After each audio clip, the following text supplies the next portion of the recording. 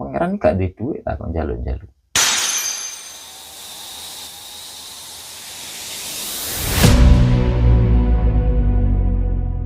Mungkin teko mulai pertanyaan sing enteng-entengnya Gus. Oke. Untuk menurut sampean iki ya. Menurut sampean ilmu ikhlas yang sebenarnya itu seperti piye ya? Jere enteng-enteng nyantep Pak iku, Pak.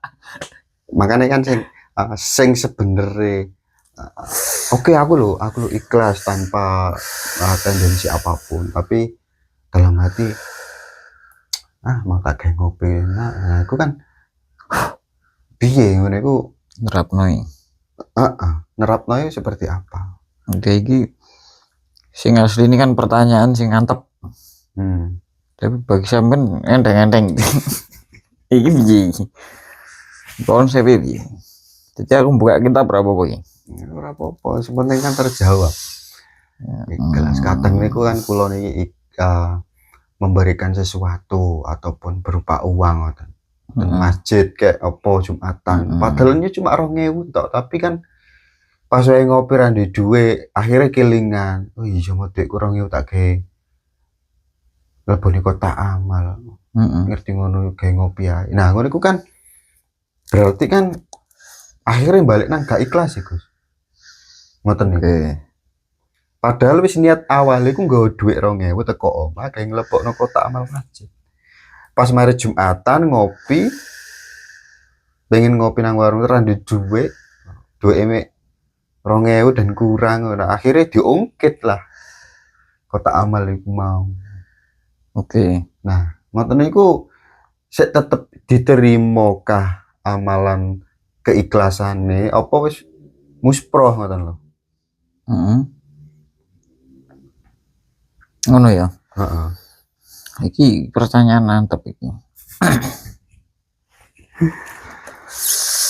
Fakola al-ikhlas turidu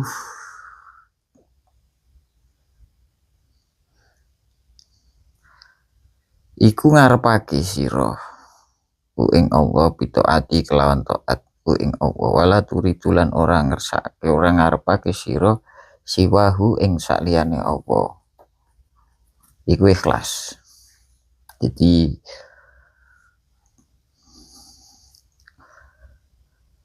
Haris al-Mahasabi fi kitabir riayah niku ndawuhno bahwasanya ikhlas itu mengharapkan ketaatan kepada Allah dan tidak mengharapkan apapun selain Allah.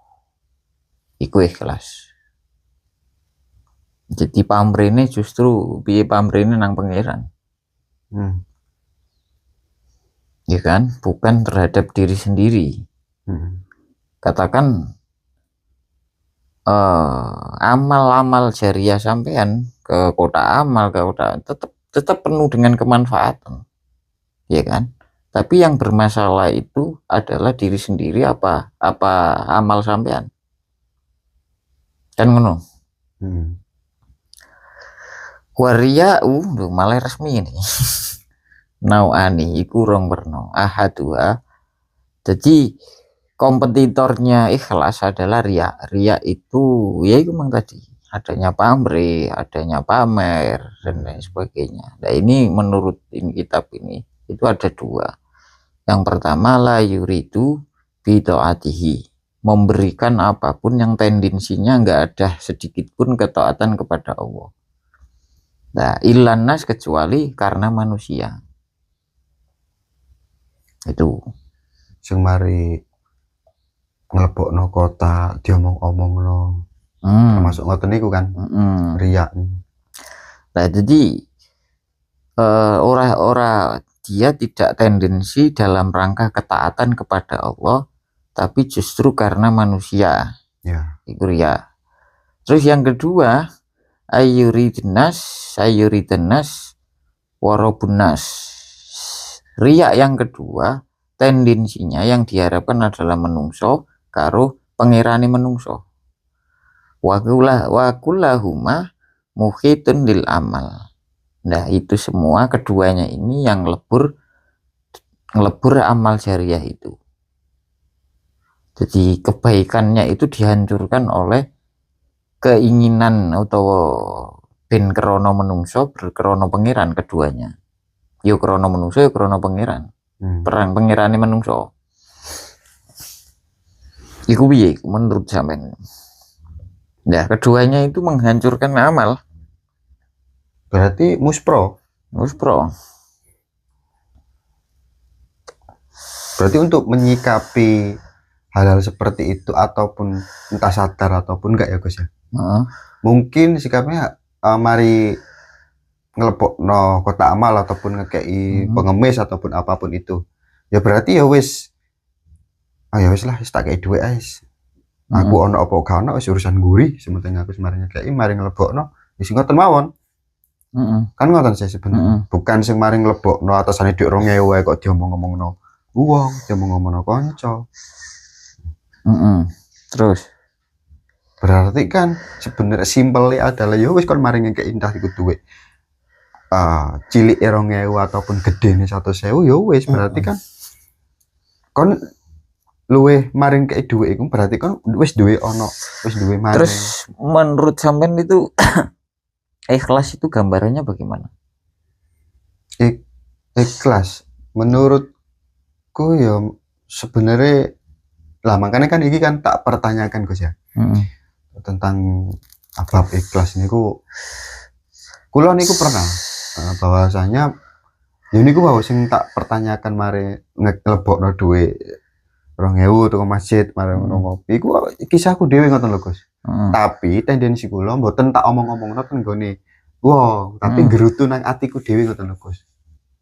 Seakan-akan iku getun mari ngetokno duit nang kotak amal, padahal aku iku ngopi gak di duit ngoten niku. Lah menurut sampean niku ngoten niku sik diterima Gusti Allah napa muspro.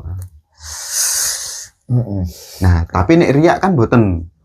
Soalnya nggurutune nang awak dhewe, bukan sing aku mari mlebokno kotak amal 2000. Mboten, tapi ngrutu nang awake dhewe. Sing dalam arti getun. Ngerti ngono mau gawe ngopi ae kali duit gawe ngopi. Kalau ning kene itu terlepas dari yang sampean contohkan ya. Karena memang kalau urusan sedekah itu pun riskan asli ini. Riskan. Jadi itu amal-amal sing rawan untuk arah ke situ. Ya kan? Yang brutu yo kayak gaya-gayahan kayak opo ya kan? Tapi untuk pembicaraan ikhlas itu kan enggak sebatas itu. Nah, di sini dicontohkan man sholat zuhur masalan. Contohnya wong sholat zuhur wa qasada ada ama faradallahu ta'ala alaihi. Ini kan semacam fardu, semacam kewajiban kita siapapun.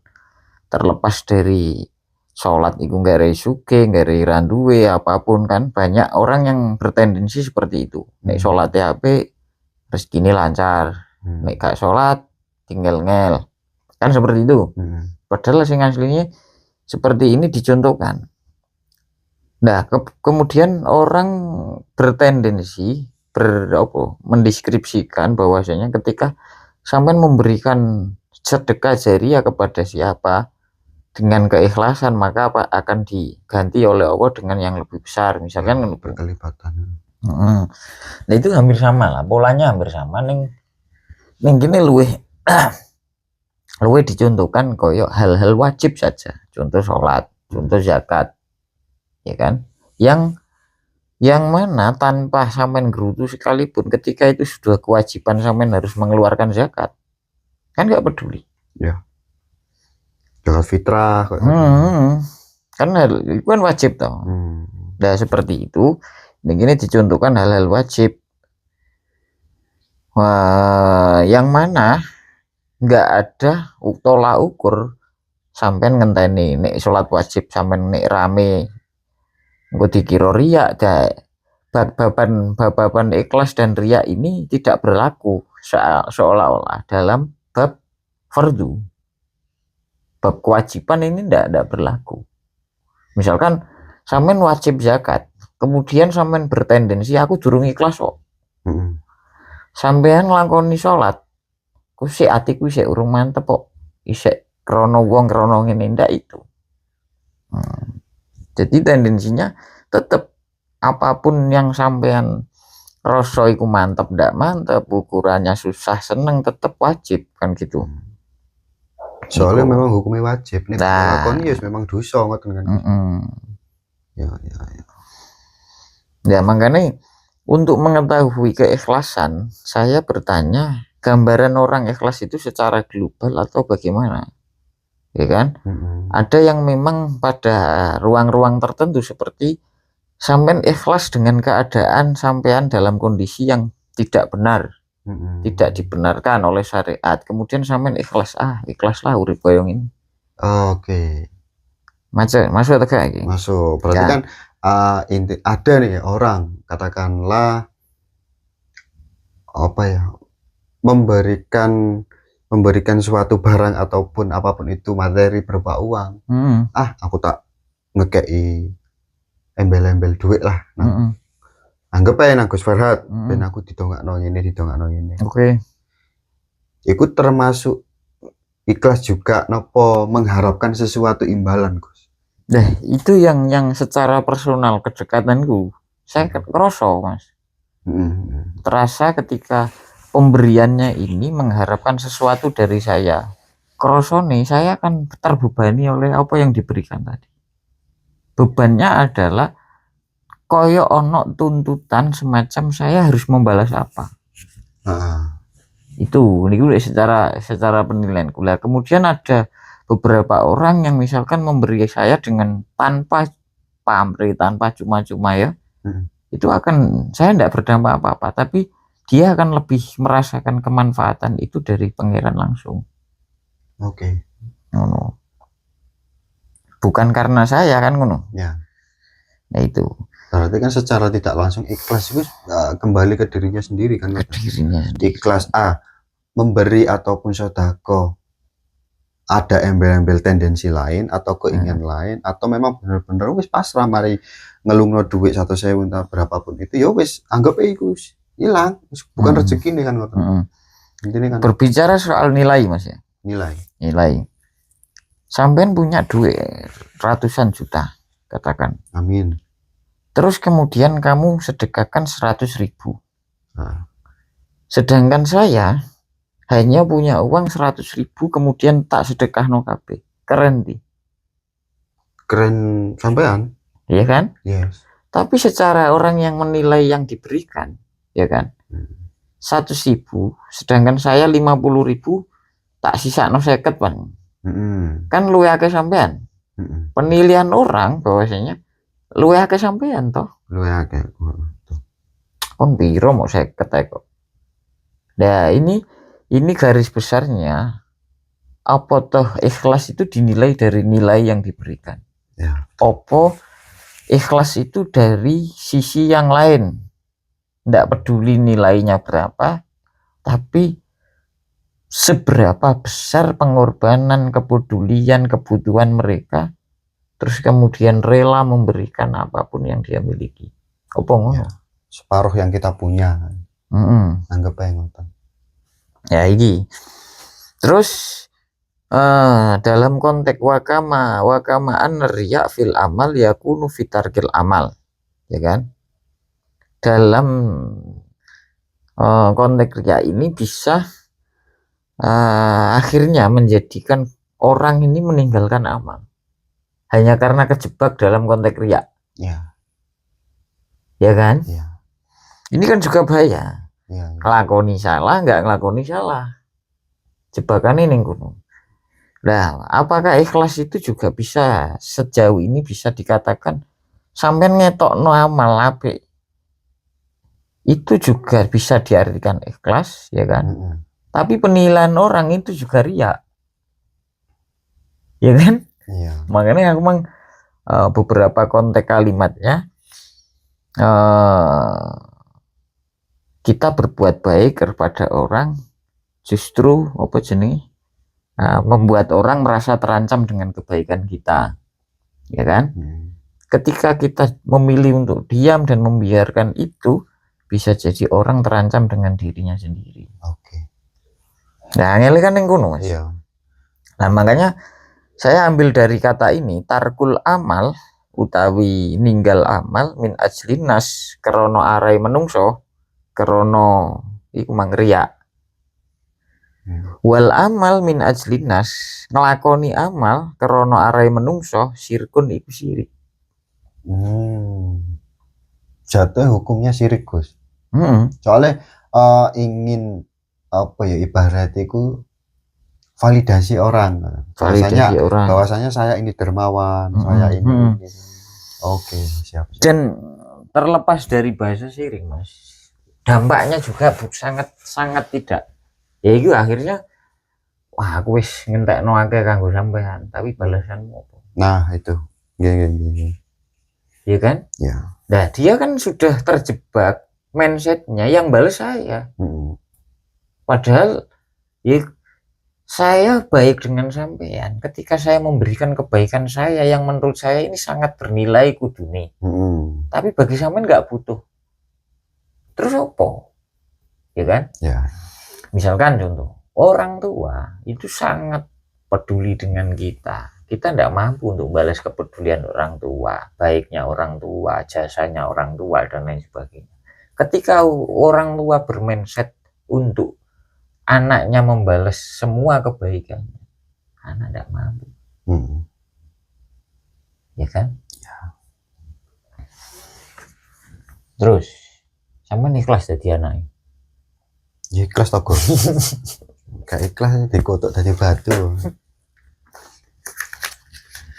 Dan buktinya ada kan, gambaran-gambaran anak yang tidak ikhlas menjadi anaknya. Kalian lihat beberapa anak sing beruntak orang tuanya, sing tidak diberikan pendidikan, tidak diberikan kemuliaan, tidak di sini elek tok misalkan. Bahkan ada, Gus, di Sidoarjo kalau nggak salah ya. Jadi orang tuanya itu anggapnya ini ada 2 anak. Orang tuanya itu udah sepuh. Nah, anak iki berebutan sebenarnya, malah berebutan nggak mau merawat orang tuanya. Diramut iki nggak gelem sampai nasi ngerebut. Diramut iki enggak, aku nggak ngeramut ibu ini. Akhirnya didekek lah dek panti panti jompo. Panti jompo dengan tanda tangan bla bla bla ngeten. Sing panti jompo niku bilang bahwasanya udah ikhlas niki orang tuanya dirawat di panti jompo.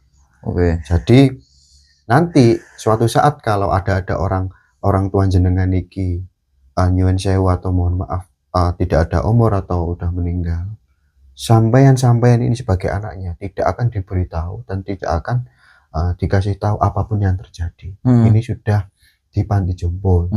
Apapun yang terjadi ikhlas, akhirnya ikhlas tanda tangan.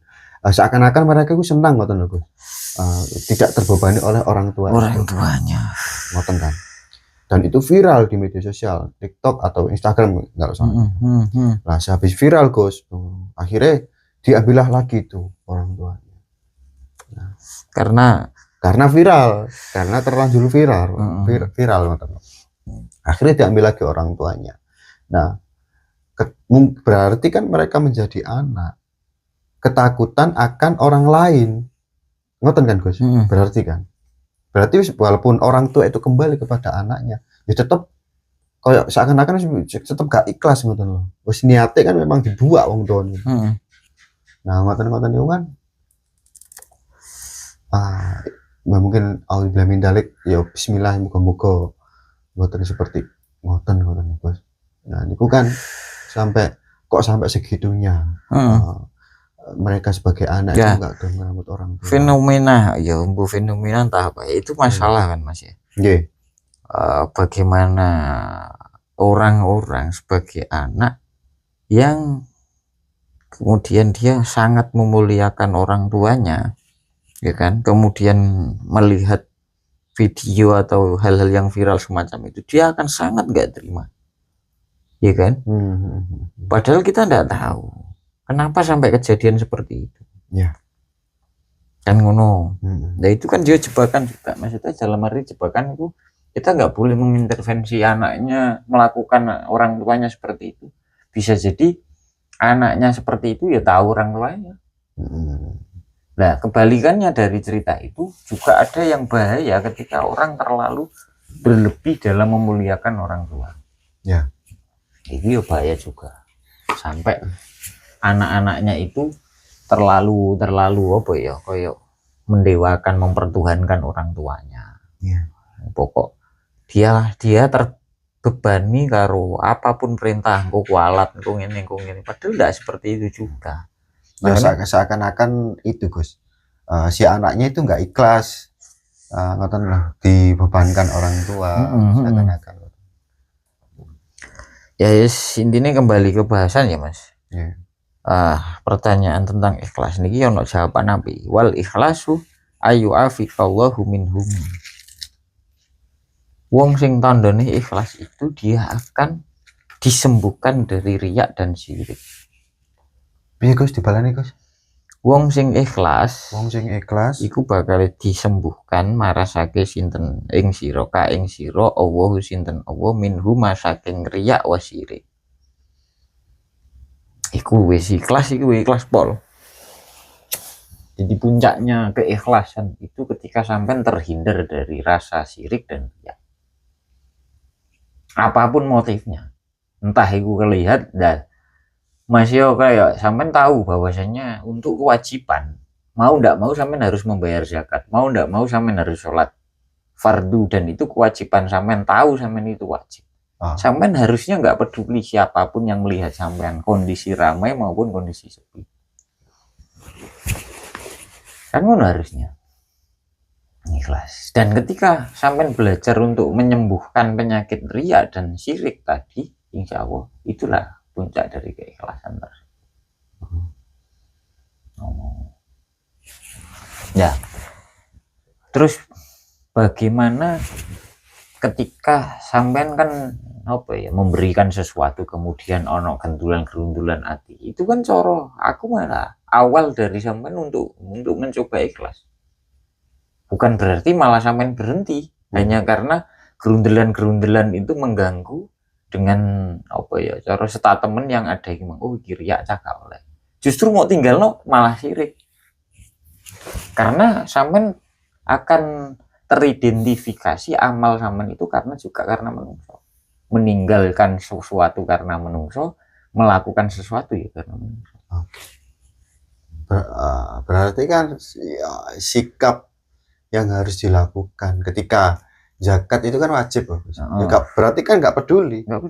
Bahkan ini ngomong riak, bahkan soal ini wajib. Nah, saya ingin nih, beberapa dulu awal-awal munculnya disyariatkannya wajibnya zakat, itu bahkan orang-orang yang nggak iman itu pun mengintervensi pangeran nggak ada duit atau jalur-jalur. Padahal ini kan pembersihan hak tadi. Iya. Bukan masalah pangeran gak ada duit. Ya kan? Nah, ini misalkan ono pajak, sama kan? Sama ya, hampir sama. Kayak diadakannya pajak. Apa tuh negara gak punya uang sampai majeki wong-wong? Oke. Bukan kan, karena dampaknya banyak sekali ketika orang kaya berlebihan, tonggone gak duit. Ya kan? Kesenjangan-kesenjangan itulah yang kemudian dibuatkan peraturan. Onone pajak, onone apa. Lo kan wakil lah dari sisi itu. Makanya untuk berbicara soal keikhlasan, nih cara aku, yo itu mah bagaimana sampean disembuhkan dari penyakit riya dan syirik. Apapun motifnya, entah sampean misalkan ini ono kotak melaku, ya kan. Terus kemudian sampean memberikan des. Ada orang yang kadang pandangan orang nyawang kotak melaku no ngarep nglebokno duit. Wong kan lirik ta. Iku suaranya langsung wah wong nyawang aku. Ya kan? Sengaja atau enggak sengaja.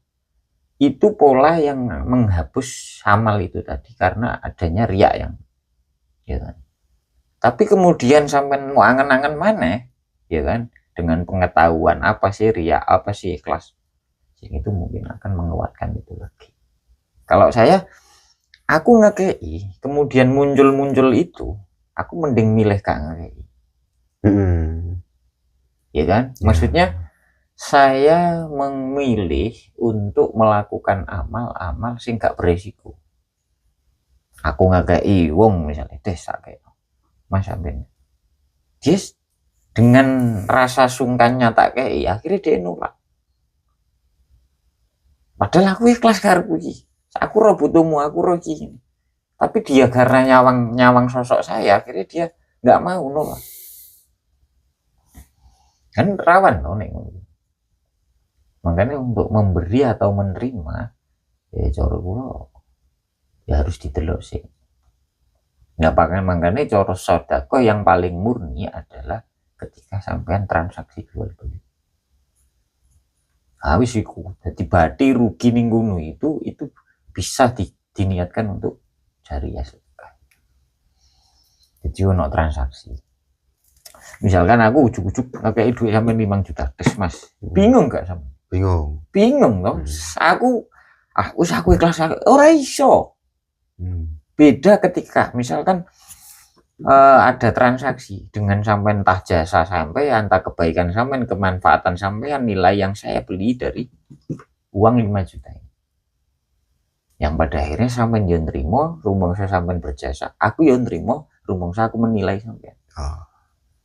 Ya itulah mungkin keikhlasan adalah menjaga dari kesirikan juga. Rasa.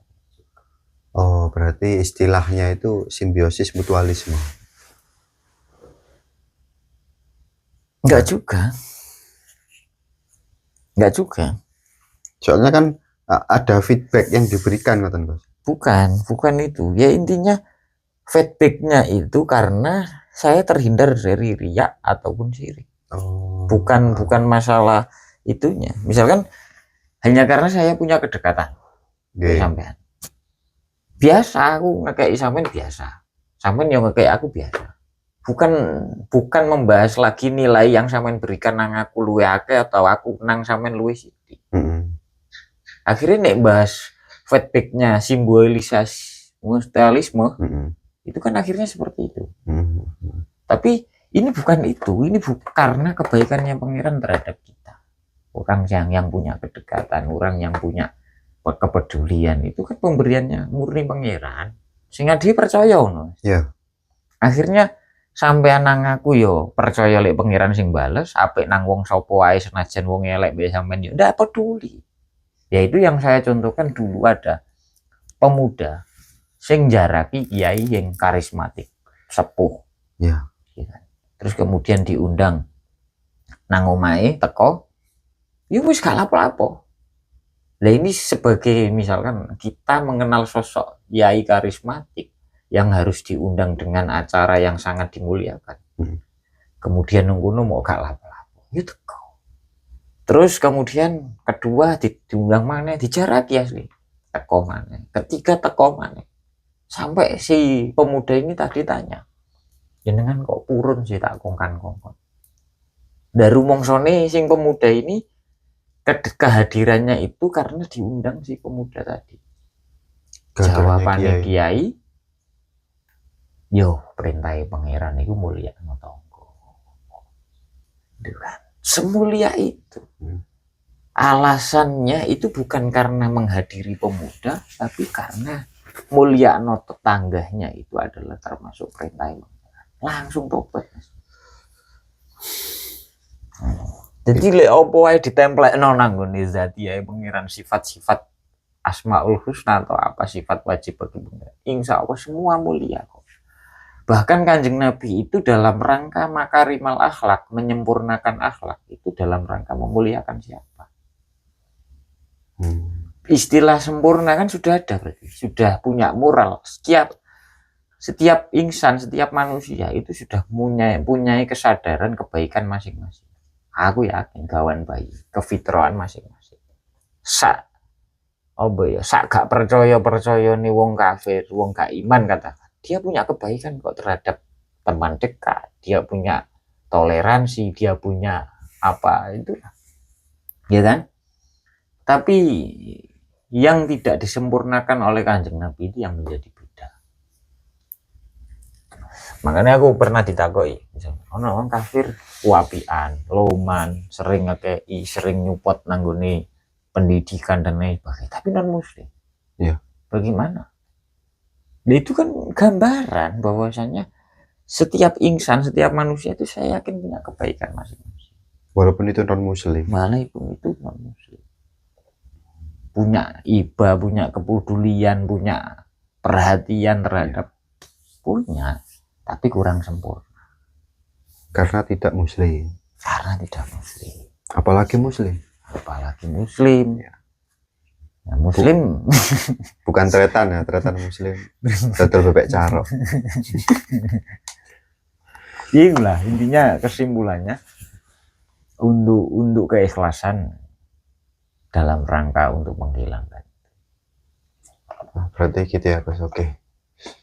Jadi gitu teman-teman, ilmu ikhlas itu tidak semerta-merta kita itu mempunyai atau tendensi lain-lain dari orang. Siap.